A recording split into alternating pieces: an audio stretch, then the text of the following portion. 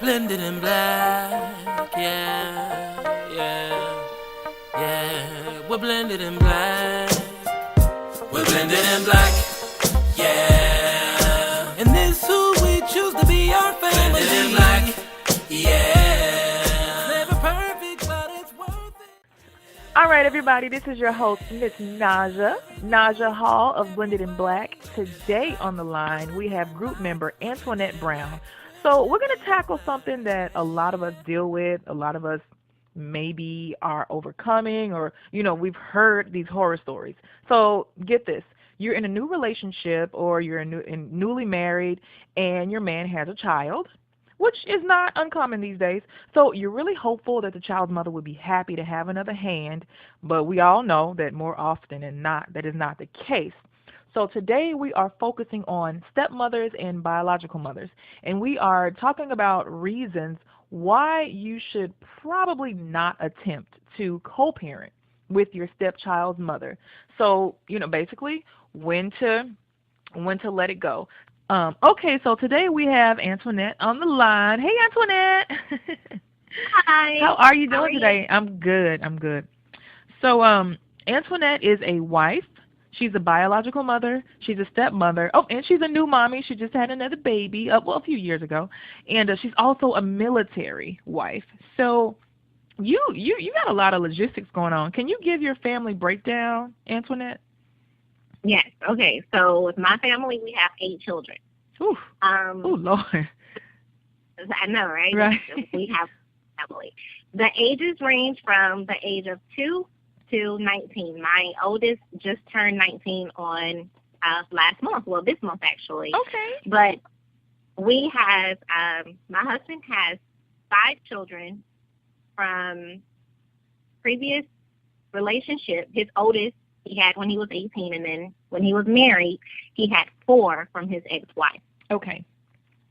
I have 2 children from a previous relationship, and then we have 1 together. That is our 2-year-old. Oh, and that's how we got to 8. Okay. After 8, we had to have 1 together. So yeah, right.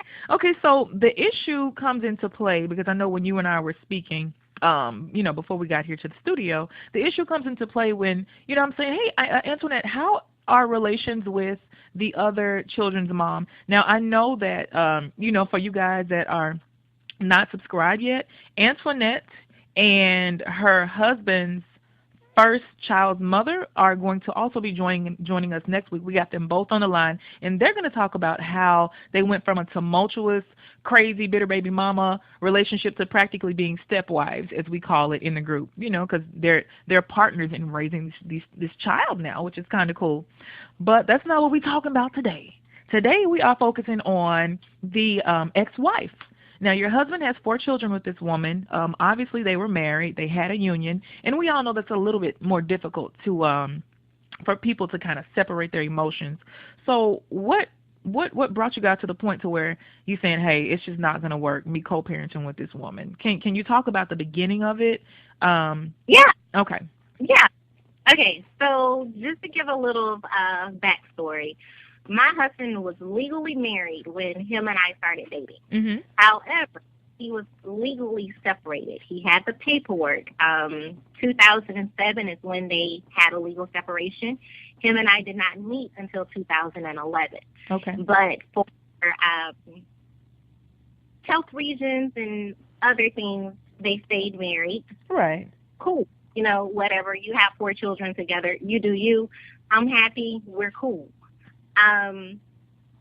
That was the case all the way up until 2012. Well, actually, no, I'm sorry, 2011. The very first time I met my husband and then wife was we were dropping the children off. We had the children for Christmas break. Wait, let me ask. Now, you called her his wife. Now, they were still, at that point, legally married, but they were legally separated. They were legally separated, but Okay. they were still legally married, yes. So Okay. that's why I said then they were Okay. still married. Got it. But so we went to drop the kids off after Christmas break. We had them for the 2 weeks. And when we dropped them off, chaos broke loose. So did she know that when he had his 2 weeks with the kids that they were actually with another woman? Like, did she not call during that 2 weeks? She did not call during the 2 weeks, but she knew that I was there. She knew about me. She knew that we were together. And honestly, she did not have any issues. In the beginning, when him and I started dating and everything else, she had absolutely no issues with him and I. Or I should say, she had no issues with him and I being together. Okay. I think where the issue came was when she realized that I was actually staying in his life. You know, him and I, we had been together for 6 months before the kids came. Before the kids came for Christmas, we had been together for 6 months. So at that point, she realized, okay, she's not just a fly-by-night. She's actually something serious. Right. At that point in time, being that they were, of course, still legally married, I became the threat to her and him getting back together if that would have ever happened. Now, do you, I know you can't really speculate on another person, what's going on in somebody else's mind, but, you know, a lot of us seem to believe that, you know, people think that until that judge signs that piece of paper and bangs that gavel, this is still my husband, this is still my wife, no matter if you're separated or not.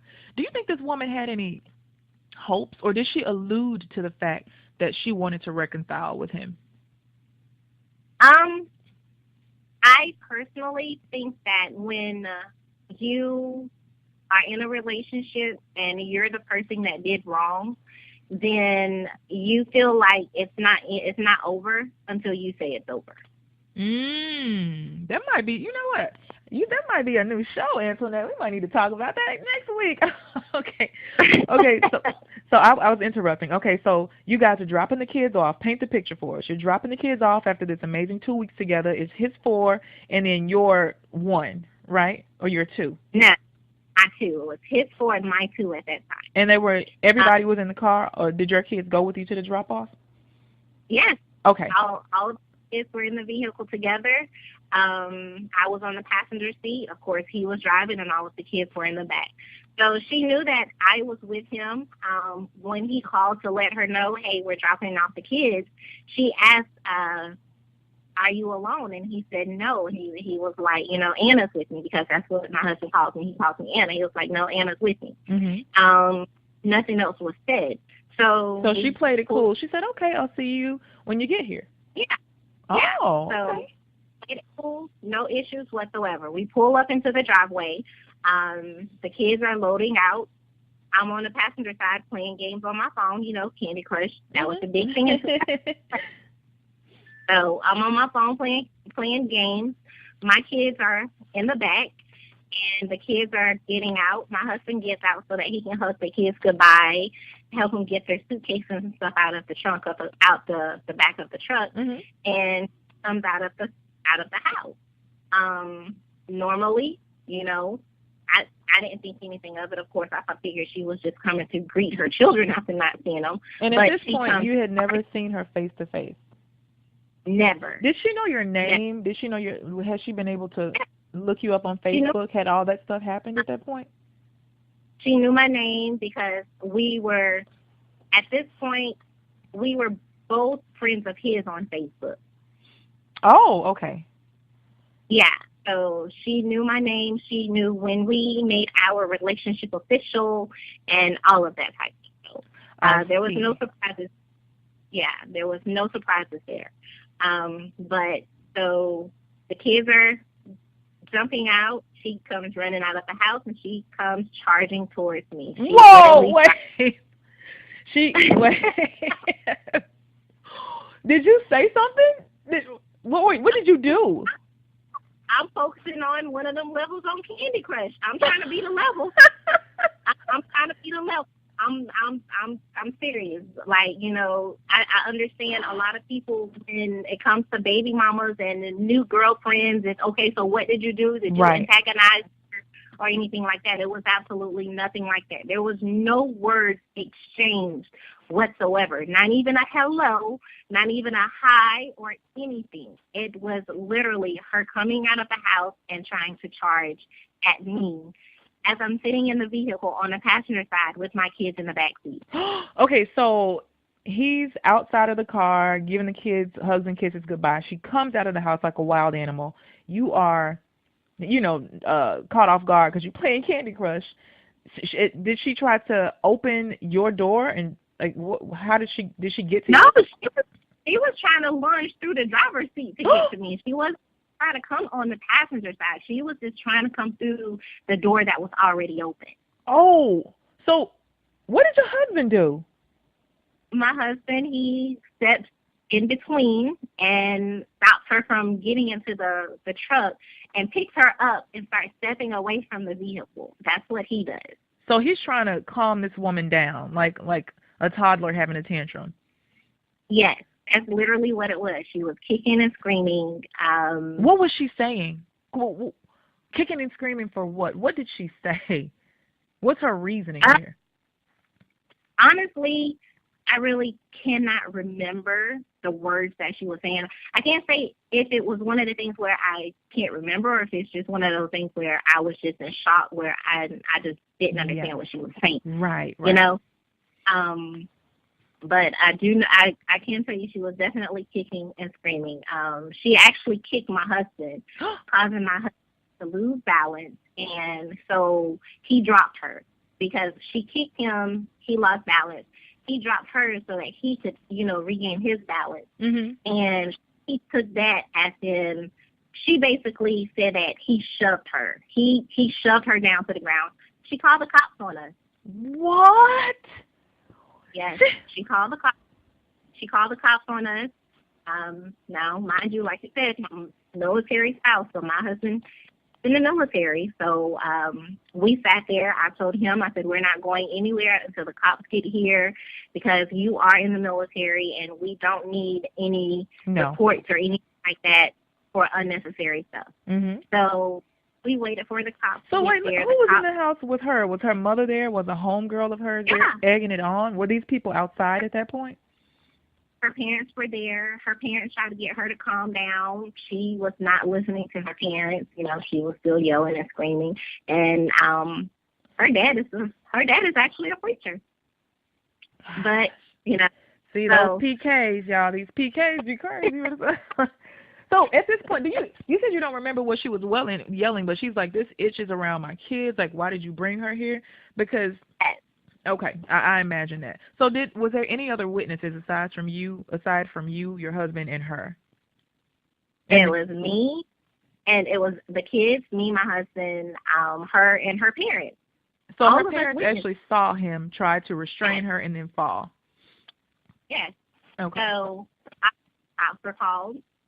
My husband waited till the cops got there, and literally, as soon as the cops pull up, she goes yelling at the cops, and the cops are, trying to take statements, telling her to go inside the house so that they can get statements from everybody, and she's like yelling at the cops and everything else, not listening to the cops and all of this kind of stuff.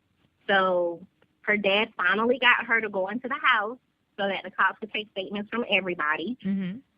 After the cops collected statements from everyone, including me, asked my daughters a couple of questions and all of that other type stuff, cops literally turned to my husband, and his words to him was, the next time you come to pick up your kids, if you want to bring your girlfriend with you, leave her at the McDonald's on the corner. Wow. Because all of this is because you brought her here. Those were the words from the cop. And then we both know that. That's obvious. I mean, it's really about that woman being, all of this was actually this woman being out of control. She does not have this, she doesn't have control of this man. She's lost her family. There's no hope now because you are the representation of everything that she will not have. So all of this is not because he brought you there. It's really because it's because of this woman's pain and insecurity, and she did not know how to channel that. And so now the cops got to come and calm her down. Wow. Mm-hmm. Yeah. And then the cops, they asked my husband, do you want to file charge? No, they said, do you want to do a restraining order? Do you want to put a restraining order on her? Like, and of course we said no, because that's just when it's children involved and all of that other type stuff. That's just taking it to a whole other ball game. Mm-hmm. But for me, just that right there, when as an adult, for you to charge another adult for absolutely no reason other than your own personal hurt and anger in front of children, I can't be around that, because that's not what I teach my children. That's not how I teach my children to handle conflict. I don't teach my children to handle conflict with anger. So it's better for me not to be around that. So let me ask you this. This was how many years ago? 6 years. This was 6 years ago. So looking back, I don't know the things that transpired from that day till now with us being on the phone, but do you wish that you all had filed a restraining order? No. Why not?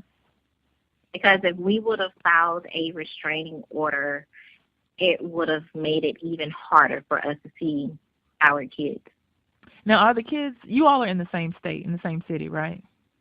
No. Oh, we live in North Carolina, and she lives in Maryland. Oh, wow. Okay, so the logistics. So your husband and she, do all of the co-parenting and talking and communicating, right? Yes. So from this point, you have not been able to speak to her on the phone? I have never tried. Okay. That's probably giving you more peace. And like you were saying, if an adult cannot physically control themselves, and my situation is similar. You know, we have a violent personality, a high conflict, violent personality that, you know, does the threats, death threats, harassing, and, you know, will fight. And I'm just like, you know, at this point we are adults, and I will tell any woman, man, child out there, if you cannot control your anger, or you cannot control your temperament in such a way that it leads you to not landing your behind in jail, you seriously need to seek some help. You got to get some help. And we have a lot of adults out here that are supposed to be adulting that simply are still stuck somewhere in adolescence. And a lot of these people, there's been no consequences. Like maybe, you know, with this woman, had she had a restraining order and had to do jail time or take anger management classes, she probably would have been prompted to calm it down, at least when it came to you. I don't believe in playing with no grown folks like that. You're not going to charge at me. If I'm not in your personal space, I could say anything about you I want. I could write anything about you I want. If I'm not in your personal space and not attacking you and you don't feel physically threatened, you have no right to raise your hand, nor do I. I'm not going to hit you because I'm mad at you. Not doing it. But you're going to jail, though. If you come near me, you're going to jail. So, you know, at this point, how is your relationship with your stepchildren? Because I'm sure they've heard a lot of you being called a whole bunch of names that we're not going to say on air. But how is it with them now? Because there's 4 of them. My goodness. You know, with that, when they are here, I don't focus on their mom. I don't focus on what she may have said about me or may have said about my husband or anything that she may have done to paint us as the bad couple when it comes to the children. Mm-hmm. When they are here with us, we literally do everything in our power to show them that we do love them, and that regardless of whether we see them once a year or we see them every other week, we love them and we will always be there for them. One of the things that I do with my husband, you know, it's a six with no traffic, and we know it gets traffic up there in the DMV. Right. But with no traffic, it's a 6-hour drive from our driveway to her driveway. It's 6 hours. Uh-huh. And there's been times when we have her and him would agree, okay, I'm coming to get the kids for this week, and she'll say okay, and then the week before we're scheduled to go and get them, or he's scheduled to go get them, she'll call and say the kids don't want to come. Oh, okay. She always say that. She say the kids don't want to come. And I think that's a typical line of an angry mother. Yeah. That's it. It Because, is. we're going to have to talk about the typical things that they say, because there's a script that, an angry ex-wife or an angry baby mama or an angry ex, they use. Number one, they don't want to be around you. They don't want to be around that woman, or they don't want to come. Well, children have a loyalty. For all of you guys that are listening, whether you are the parent that is being alienated or you're the one that's doing it, children have a loyalty bond to you. So use that to help them grow. Don't use that to your advantage. If they know mama is not going to be happy, with them being away, of course they're going to say, well, I don't want to go. These children, at this point, modern psychology has shown us our brains are not even formed until we're about 19, 20. So these children cannot articulate the feelings that they have. Yes, they want to go and be with their other parent. They just don't want you to be disappointed. So you take your grown behind and get you some business. Find you something to do.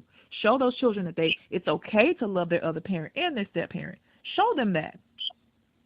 I'm so sorry for going off on that tangent. Go ahead. Fine, because you're correct. But here's the thing. What these parents are doing is that when they tell the non-custodial parent, the baby don't want to come, he don't want to come stay with you this week, he don't want to come, she don't want to come, she's telling the the custodial parent is telling the non-custodial parent that, so that they don't show up. What I make my husband do, you're going to drive that 6 hours, you're going to knock on the door, and you're going to let her say it in front of the kids that they don't want to come. Right. Because that way she doesn't get to say, he never showed up. He was coming to get you. Exactly. That's such a good idea. I hope all of you out there are listening. No matter what type of pushback that they give you, you go. Just like Antoinette tells her husband, you ladies out there, you tell your husbands, look, I know what this woman said. She's hurt, but this is one more chance for her to tell the kids, look, your daddy don't want to be with you. Your daddy didn't want to get you. That just happened to my husband and I for Christmas. We went to Dallas, flew to Dallas to get the kids for Christmas. It had been quite a while since we'd seen them. She never showed up to the fire station. And then she sent an email the next day saying, I can't believe you did this to my kids. Now, she never showed up because it was not him to pick them up. He sent his parents instead. And, for other reasons that we'll discuss later. But I just will not let my husband go and be anywhere near her just because of some of the threats that, I don't know if they're idle threats or she's just an angry woman. But I don't play about that. I don't play about that man. I don't play about volatile people making threats. So, we were right there in the city, and, so it just got to that point. But I wish that the kids would have seen him so that he could have said, hey, he could have shown them, like, look, you guys, I'm here, and I came all the way from New York. I'm coming to Dallas to get you guys. I took off work. I'm here, and I tried. But, but that's a good idea. You tell your husband to go. So what happens when he goes to knock on the door?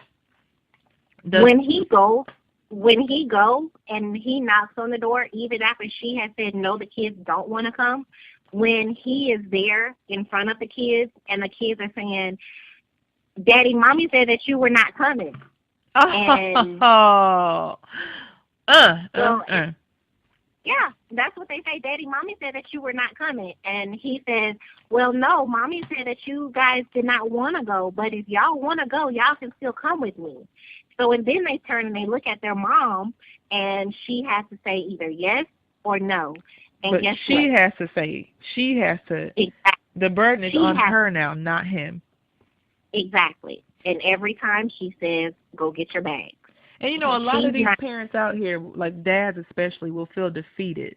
And the non-custodial parents will feel defeated. It's not just dads that are custodial parents, especially in this day and age. When you hear your child doesn't want to go with you, you need to keep in mind this child does not have the mental ability to make this type of decision on their own, especially if they're not coming to your household, and if they're coming to your household and it's not an abusive one, or they're not uncomfortable, or they have a bad relationship with their step siblings or whatever. So at this point, he does this in front of them, and the kids are looking at her, and the kids leave with you all. Now, when the kids are with you all, does she call them on a daily basis, or do they have like a call schedule? she may call, like, depending on how long they're with us, she may call every couple of days or so. Or, the kids, they'll pick up a phone and they'll call her. If they start missing her, they'll call her, just to say, hey, Mom, whatever. We don't say, no, you're not going to talk to your mom while you're with us. You want to talk to your mom, you can call her whenever you want to. If you want to call and tell her everything that you did today, by all means, go ahead and tell her. Now, how often does your husband get to talk to the kids? Like, do they have their own phones, or does she interfere with that when he's not with them? How does that go? The only time my husband talks to the kids is when it's their birthday, a holiday, or she wants something. Because my husband can call every day for an entire month and no one will answer the phone. But as soon as it's a birthday and he calls, someone will answer. Because they're expecting a gift, or because she's being generous and saying, it's your birthday, you can talk to him? Because they're expecting something. Not the kids. She pretty much already knows what the kids want. And so she'll tell us, she'll tell my husband then, Kate, so-and-so's birthday is on this day, and this is what they want. I said, well, how am I supposed to know that? My husband and I, we used to get that. Like, for example, this Christmas we got, I was like, he'd been trying to call the kids. He got the oldest one a cell phone. The cell phone mysteriously never got answered when he called, but we paid the bill. So we could see she's answering everybody else's phone call except for her father's. So he emails the mom and says, hey, Christmas is coming up. I have them this year. Can you have them to call me because I want to talk to them about what they want Santa to bring them? And so she sends us an email. The kids do not call. She sends an email to him, and they want a Michael Kors purse and diamond earrings and some Ugg boots and a pink gift card. Now, this is for five-year-old twins and a 12-year-old girl. And, we're just looking at it like, this is ridiculous. And, of course, the kids will start calling. And I always tell them, I said, they're calling now because they know they're going to see you. I said, but you cannot develop this thing where I only talk to daddy because I know he's going to give me things. Because that translates into when I become a young woman, I can only talk to men when I want something, or I'll show them attention when I want something. That's setting a very bad precedent. And so my husband has to play bad guy sometimes. And just, deny them. Well, sweetheart, you haven't called me, and I got you your cell phone, but I'm not going to be able to get you those things, but I'm going to come get you and spend time together. And that's how you avoid parenting without parenting, because I can't say that, seeing children twice a year, you're getting the full parenting experience. It's not fair, but this is the way that it's set up. And, I'm glad that how does your husband handle that? When these birthday, Christmas, holiday phone calls, what do you guys do? We are to the point now where we no longer buy gifts because we choose to do things to create memories. Good. Yes. We won't buy, if we buy a gift, it's not going to be something extreme or extravagant, of course, unless it's for Christmas. Like, for Christmas, even when we buy things at Christmas time, regardless of what it costs, it has a purpose. Like, one of our older boys, he's 16, he'll be 17 this year, and he's really great at drawing. So we bought him a art set with an air compressor one year. Oh, wow. And he never got to use it. What do you mean? Why not? Because why not? They said that they did not want him to make a mess. So it sat in the garage. Wow. And, of course, you weren't able to get it back. It was just basically a loss. But, he knows his dad got it for him. Exactly. He knows that we got him something that we knew he wanted for his future. One of the other boys, he asked us for a laptop. We bought him a laptop. Literally, we ordered it online and had it shipped to their house. So we never even saw the laptop. And then 2 years after we bought it, she tells us, the laptop was broke. But that's not what happened because he had already told us that they broke the laptop. Right. You know, he was into music. So we went and got him the big drum set with the cymbals and all of that other type stuff. At first it was here at our house, so whenever he would come here, he had his drum set that he could play on. But when we went to Japan, we went ahead and we took it up there so that he could have it up there to continue playing on it. Mm-hmm. They put it in the garage because that was too much noise in the house. Okay. I mean, you know, drum sets are disruptive and kind of loud, but he should have been on the schedule with that. Like, exactly. You know, it's like, but he was interested in drums and dad and you know, as a stepmother, you don't get credit, but it is coming out of your household and your household money. So, you know, that's yours too. So I'm going to say you guys because you did do it. It's just one of those things we always do. We would get them the things that we, you know, that they were interested in at that time to better themselves. And we were always hit with the excuses as to why they can't play with it and all of this other type stuff. We bought one of the older boys a cell phone. And, you know, when the PlayStation type handheld cell phones came out, it was a cell phone on one side and a game system on the other. I remember those. Yeah, we got him one of those. Wow. And she took it from him. She said that he was too young to have that phone. So she took that phone and kept it for herself and gave him her phone. How would you that's actually despicable. That is despicable. You know, we bought the kids same thing. We bought the kids an iPad, and I don't know like how they probably had it for a little bit, but of course, you know, mom uses it now. And how do you think, how does your husband view her? And ladies out there, if you are one of these women that is exacting these kinds of things on your ex-husband or your baby daddy or your child's father's new family, like, listen up, because she's about to tell us how, I don't even want to say how my husband views, you know, just because I can't really think of nice words to say, but he doesn't think highly of his children's mother, just because of the things that she has done over and over and repeatedly does. So that's how it is for us. My husband, he never has anything good to say. Like, no, he's not disrespectful, so he's not gonna sit here and, you know, that be this and right, because it's past that, you know, like it's. But it's. Mm-hmm. The taste, when you get that taste in your mouth, you know what I'm saying? Yes. Like, it's just that yucky taste. That's how he feels, and it's just disgust. And it's like, and sometimes I tease him, and I'm like, boy, you sure do know how to pick them and stuff like. I think that's a common thing. You know, we look at these wonderful men that we have now, and we're just like, what were you thinking? And my husband, he gets defensive. He's like, look, I was 19 years old. I was in college. I didn't know better. And he was like, once people saw that we were splitting up, when I tell you everybody, his friends, his family, some people even in her family were like, man, you know, we were waiting on this at the end because you just outclassed her. You were just better. You're a better person, a better man. And, you know, that should have just been somebody you just was messing around with in college. You took it too far. My husband's name, yes. You all know my husband's name is Tony. I call him Take It Too Far Tony. That's one of the things he took way.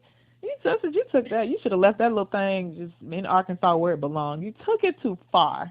So, give some advice to the wives and the girlfriends and fiancés that are trying to comfort a man that is plagued with dealing with such a personality. And I'm sorry, to the people, because I'm not going to exclude only wives, to the people that are dealing with high conflict co-parents.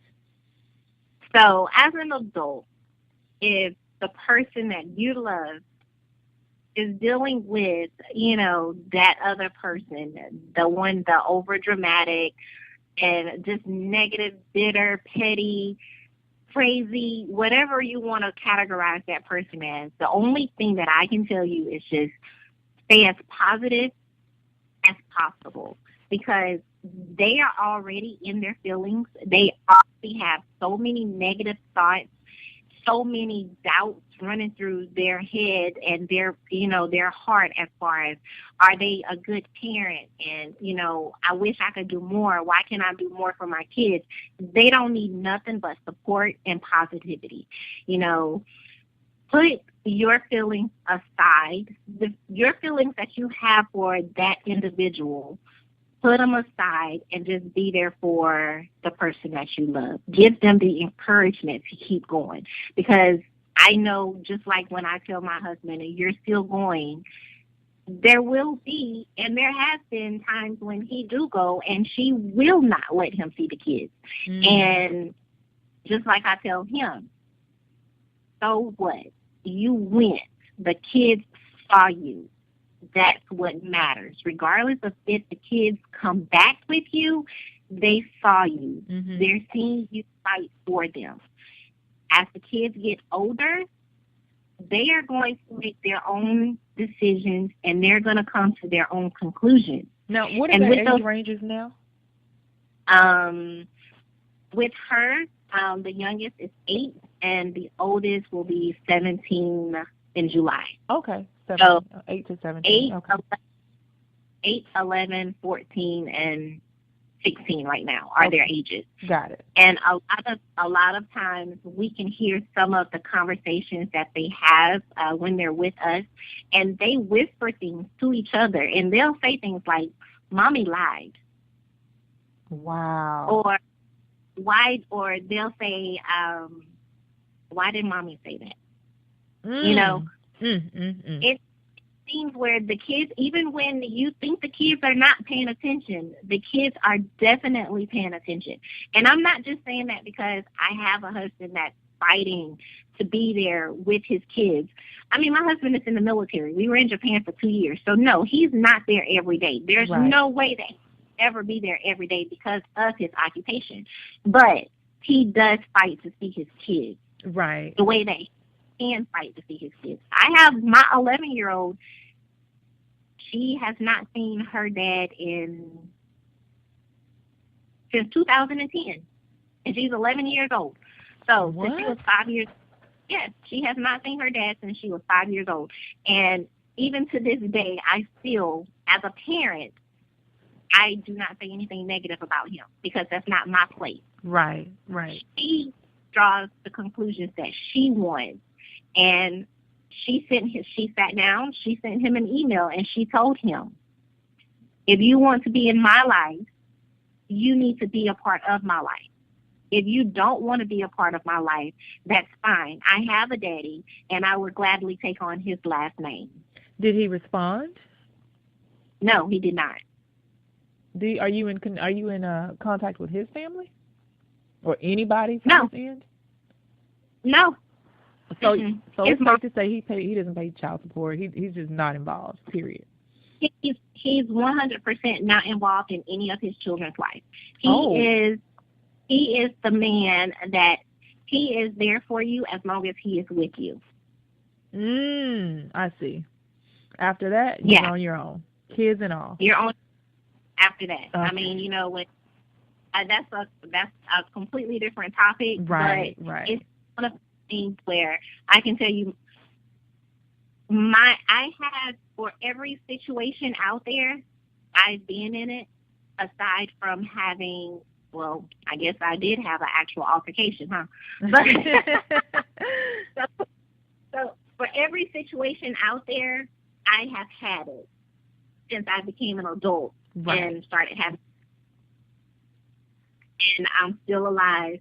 I'm still happy, and I will still continue to support and push my husband to stay a part of his kids' lives until they are old enough to really and truly understand and come to their dad to talk to them when they want to. Right. That's awesome. Now, we're going to wrap this up here in a second, but you have been through basically all facets of single parenthood, marriage, all that good stuff. And digging into the psyche of a woman that is so angry that she would charge at you, while I know that you've not done anything like that, in a previous conversation, you did tell me, you're like, look, I was angry. I was pissed off. I was a crazy baby mama. What would have made everything okay with you? Because a lot of our listeners are just trying to find some solutions, because we are a solution-based platform. What would have made it, and if you can remember all those years ago, what brain space you were in, what could your child's father have said to you to have made you calm down or accept his new woman, or just to have made it okay? Is there anything, any sort of solace that you can offer? I'm sorry. That's it? That's it. I'm sorry. Because, we can all make excuses. We can all say I was young. We can all say, I didn't know any better, or, whatever your situation is that puts you in that state of mind. Mm-hmm. But at the end of the day, a woman or even a man does not become bitter without having heartache. Right. And closure is one of the biggest things to get you through heartache. You got to have some type of closure, which, that's why on your post when you said let go, move on, I said let go. Right. Because when you get closure, you are letting go. So you're able to move on. So if he would have just told me, I'm sorry, and it would have been truly genuine, that would have given me what I needed to have peace when I was looking at the other woman. Because I'm sorry, it's, you guys, just because you are, and I want to add this caveat, just because you say I'm sorry, that don't give you permission to go and keep doing the same things. When you apologize to a person, you are acknowledging a fault, and now you're in action mode, because you need to show them where you are sorry, and to where those same actions won't happen again. So she said that she was needing an I'm sorry from this man.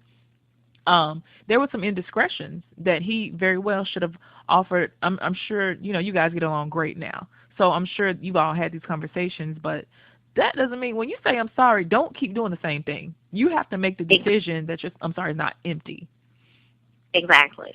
So in that case, what could he have apologized to you for? Because I'm sorry, let's use another example, because we're going to talk about this particular situation in another episode.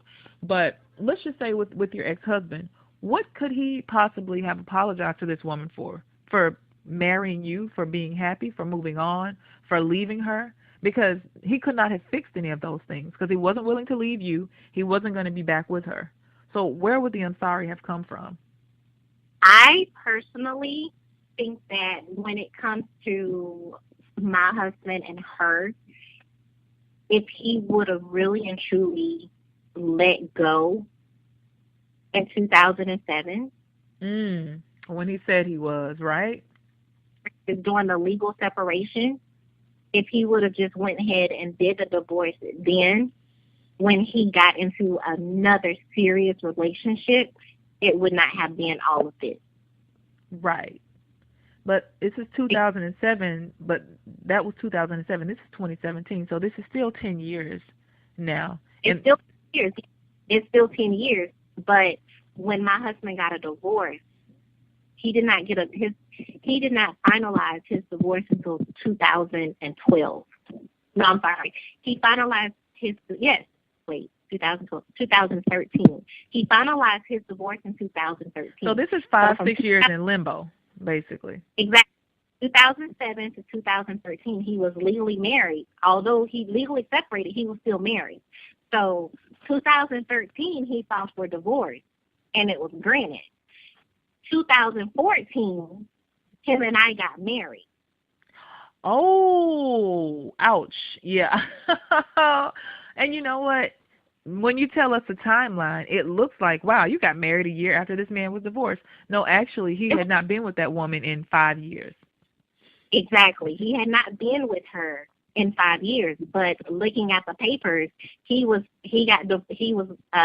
divorce was finalized The divorce was finalized June 2013, and we were married January 2014. And I know a lot of you all out there listening are probably thinking, well, was he still dealing with this woman in that limbo stage? He was probably telling her one thing and telling you another thing. And, of course, as wives now, we don't want to imagine what this man could have told this woman that he did have multiple children with, that he was, technically married to, or about to divorce. I prefer to use that term, a divorcing, rather.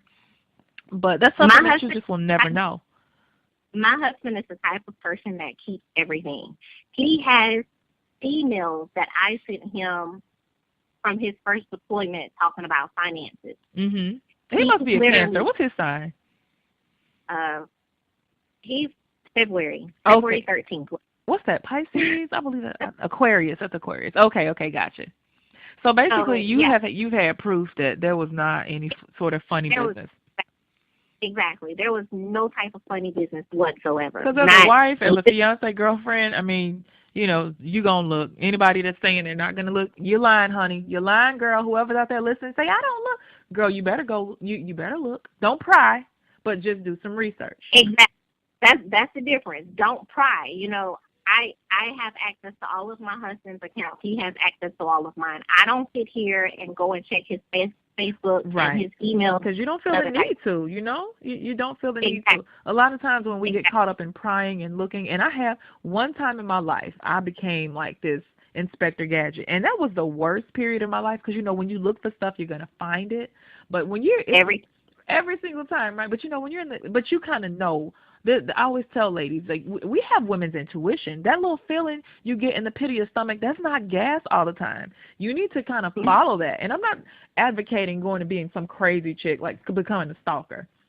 But if a person has something to hide, more than likely, if you ask them, they're not going to tell you. So that's a whole other thing. We've gotten off into all these other side conversations. But basically you're saying you were confident in the fact because you had a guess and check. You had a checks and balances system. And you're like, okay, ain't nothing. Right. And that's how it was. And even just listening to conversations with, whenever I'm around his family and the conversations that him and his brothers would have, just listen. You don't have to participate in the conversations, but you're in the same room as they're talking. Right. Listen to conversations. Those conversations will validate a lot of things that your significant other has been saying or has not been saying. Very true. Those validate a lot of things. For me, it definitely validated a lot of things for me. It did. Those conversations helped me out so much. Very, very true. I'm not, it's so funny because I read through the blog, the group, and a lot of the questions or, the questions of the day or even some of the memes and stuff that we post.